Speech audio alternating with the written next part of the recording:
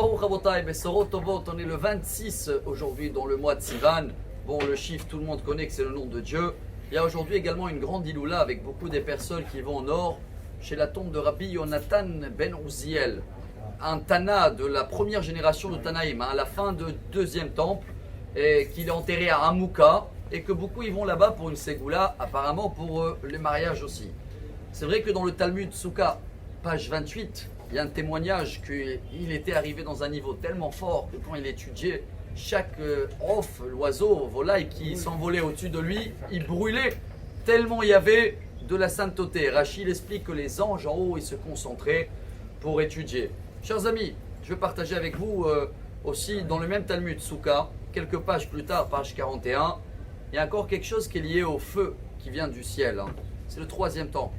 Hier, j'ai passé une soirée unique à Jérusalem, à 200 mètres du Kotel, avec des personnes qui sont réunies ensemble pour réaliser ce que nous, on doit préparer pour avoir ce troisième temple, que souvent chez nous, c'est une erreur.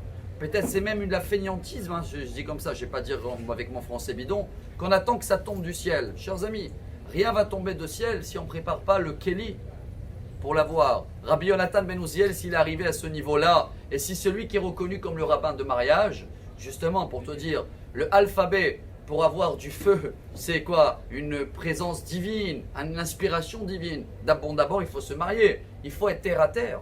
Toute la faute des explorateurs, la faute de Korach dans la paracha, c'est qu'ils voulaient rester dans le désert avec tout ce qui tombe d'en haut, de la manne, et que Dieu il dit non, vous allez en Israël, vous allez travailler d'en bas, ce qui s'appelle en araméen It'aruta deltata.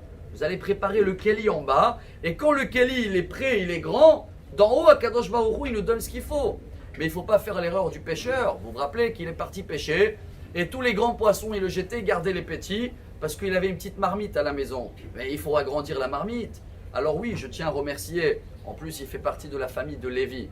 Je pense même qu'il est en train d'apprendre la musique, tellement il se voit, et il a raison, au troisième temple, et il veut qu'on partage cette idée, cette préparation. C'est quelque chose qui est concret, chers amis. Mais il faut oublier tout de suite que dès qu'on parle troisième temple, allez-y, il y a la mosquée politique, et on oublie, et on avance dans nos petits domaines individuels. Chers amis, c'est le moment de voir collectif. Pour cela, je le remercie d'abord hier pour une soirée incroyable.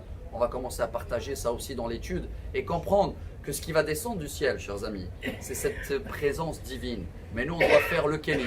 On est capable, Rabbi Yonatan ben Uziel, aujourd'hui, que c'est sa journée d'Iloula, il est arrivé à un niveau tellement haut qu'avec son étude, il y avait du feu qui descendait d'en haut en bas pour dire voilà, c'est un rabbin qui a préparé le Kéli. On est capable de le faire, on est une génération qui est méritante, on est presque plus que la moitié des Juifs dans le peuple d'Israël.